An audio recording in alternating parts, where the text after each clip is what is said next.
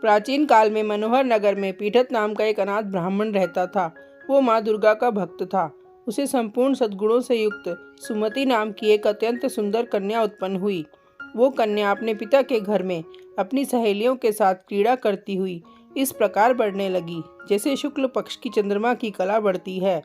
उसका पिता प्रतिदिन जब दुर्गा की पूजा करके होम किया करता, वो उस समय नियम से वहां उपस्थित रहती। एक दिन सुमति भगवती के पूजन में उपस्थित नहीं हुई। उसके पिता को पुत्री की ऐसी असावधानी देखकर क्रोध आया और वो पुत्री से कहने लगा, अरे दुष्ट पुत्री, आज तूने भगवती का पूजन नहीं किया, इस कारण मैं किसी कुष्ठ रोगी या दरिद्र मनुष्य के साथ तेरा विवाह करूंगा। पिता की बात सुनकर सुमति को बड़ा दुख हुआ और पिता से कहने लगी, हे पिता, मैं आपकी कन्या हूँ तथा सब तरह से आपके अधीन हूँ। जैसी आपकी इच्छा हो वैसा ही करो, चाहे राजा से, चाहे कुष्ठी से, चाहे दरिद्र से, जिसके साथ मेरा विवाह करना चाहो कर दो, पर होगा वही जो मेरे भाग्य में लिखा है, क्योंकि कर्म करना मनुष्य के अधीन है, पर फल देना ईश्वर के अधीन है। कन्या के निर्भयता से कहे हुए वचन सुनकर उस ब्राह्मण ने क्रोधित होकर अपनी कन्या का विवाह एक कुष्ठी के साथ कर दिया और अत्यंत क्रोधित हो पुत्री से कहने लगा, हे पुत्री, अपने कर्म का फल भोगो, देखे भाग्य के भरोसे रहकर तुम क्या करती हो। पिता के ऐसे कटु वचनों को सुनकर सुमति मन में विचार करने लगी, अहो मेरा बड़ा दुर्भाग्य है जिससे मुझे ऐसा पति मिला।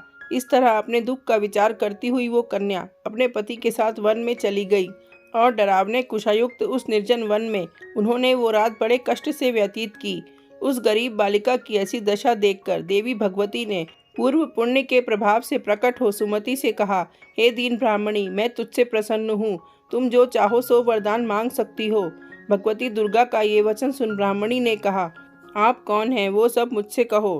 ब्राह्मणी का ऐसा वचन सुन देवी ने कहा कि मैं आदि शक्ति भगवती हूँ और मैं ही ब्रह्म विद्या व सरस्वती हूँ।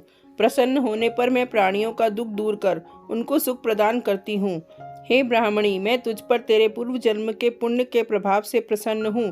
तुम्हारे पूर्व जन्म का वृतांत सुनाती हूँ, सुनो। तू पूर्व जन्म में निषाद की स्त्री थी और अति पतिव्रता थी। एक दिन तेरे पति निषाद ने चोरी की।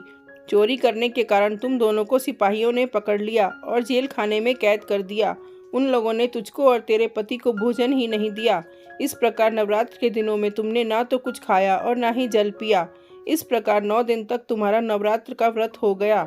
हे ब्राह्मणी, उन दिनों में जो व्रत हुआ उस व्रत के प्रभाव से प्रसन्न होकर मैं तुझे मन वांछित वर देती हूँ। तुम्हारी जो इच्छा हो सो मांगो। इस प्रकार दुर्गा के वचन सुन ब्राह्मणी बोली, अगर आप मुझ पर प्रसन्न हैं तो हे दुर्गे, मैं आपको प्रणाम करती हूँ, कृपा करके मेरे पति का कोढ़ दूर करो।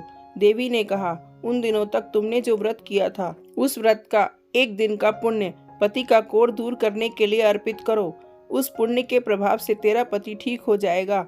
इस प्रकार देवी के वचन सुन वो ब्राह्मणी प्रसन्न हुई और पति को निरोग करने की इच्छा से जब उसने तथास्तु, ठीक है, ऐसा वचन कहा, तब उसके पति का शरीर भगवती दुर्गा की कृपा से कुष्ठ रोग से रहित हो गया। वो ब्राह्मणी पति को देखकर देवी की स्तुति करने लगी, हे दुर्गे, आप दुर्गति को दूर करने वाली, तीनों लोकों का संताप हरने वाली, समस्त दुखों को दूर करने वाली, रोगी मनुष्य को निरोग करने वाली, प्रसन्न हो, मनवांछित वर देने वाली और दुष्टों का नाश करने वाली जगत की माता हो। हे अम्बे, मुझ निरपराध अबला को मेरे पिता ने कुष्ठी मनुष्य के साथ विवाह कर घर से निकाल दिया। पिता से तिरस्कृत निर्जन वन में विचर रही हूँ। आपने मेरा इस विपदा से उद्धार किया है। हे देवी, आपको प्रणाम करती हूँ, मेरी रक्षा करो। उस ब्राह्मणी की ऐसी स्तुति सुन देवी बहुत प्रसन्न हुई और ब्राह्मणी से कहा, हे ब्राह्मणी, तेरे उदालय नामक अति बुद्धिमान, धनवान, कीर्तिवान पुत्र शीघ्र उत्पन्न होगा। ऐसा वर देकर देवी ने ब्राह्मणी से फिर कहा कि और जो कुछ भी तेरी इच्छा है वो मांग ले। सुमति ने कहा, हे भगवती दुर्गे, अगर आप मुझ पर प्रसन्न हैं तो कृपा करके मुझे नवरात्र व्रत की विधि का विस्तार से वर्णन करें। ब्राह्मणी के वचन सुनकर माँ दुर्गा ने कहा, हे ब्राह्मणी, मैं तुम्हें संपूर्ण पापों को दूर करने वाले नवरात्र व्रत की विधि बतलाती हूँ। अश्विन मास के शुक्ल पक्ष की प्रतिपदा से लेकर 9 दिन तक व्रत करें। यदि दिन भर का व्रत न कर सकें तो एक समय भोजन करें। शुभ मुहूर्त में घट स्थापन करें और वाटिका बनाकर उसको प्रतिदिन जल से सींचें। महाकाली, महालक्ष्मी और महासरस्वती की मूर्तियां स्थापित कर उनकी विधि सहित पूजा करें। बिजौरा के फल से अर्घ्य देने से रूप की प्राप्ति होती है। जाय फल से अर्घ्य देने पर कीर्ति, दाख से कार्य की सिद्धि होती है। आंवले से सुख की प्राप्ति और केले से अर्घ्य देने से आभूषणों की प्राप्ति होती है। इस प्रकार पुष्पों व फलों से अर्घ्य देकर व्रत समाप्त होने पर 9वें दिन विधि विधान से हवन करें। खांड, घी, गेहूँ, शहद, जौ, तिल, बिल्व, बेल, नारियल, दाख और कदम्ब जैसी विभिन्न सामग्रियों से हवन करें। आंवले से कीर्ति की और केले से पुत्र की, कमल से राज सम्मान की और दाखों से संपदा की प्राप्ति होती है। खांड, घी, नारियल, शहद, जौ और तिल तथा फलों से होम करने से मनवांछित वस्तु की प्राप्ति होती है। व्रत करने वाला मनुष्य इस विधि विधान से होम कर आचार्य को अत्यंत नम्रता के साथ प्रणाम करे और यज्ञ की सिद्धि के लिए उसे दक्षिणा दे। इस प्रकार बताई हुई विधि के अनुसार जो व्यक्ति व्रत करता है उसके सब मनोरथ सिद्ध होते हैं। इसमें तनिक भी संदेह नहीं है। इन 9 दिनों तक जो कुछ दान आदि दिया जाता है उसका करोड़ों गुना फल मिलता है। इस नवरात्र व्रत के करने से अश्वमेघ यज्ञ का फल मिलता है।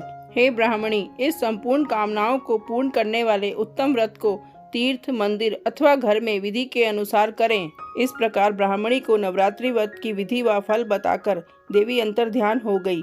अतः जो मनुष्य या स्त्री इस व्रत को भक्ति पूर्वक करता है वो इस लोक में सुख प्राप्त कर अंत में मोक्ष की प्राप्ति करता है। जय माता दी।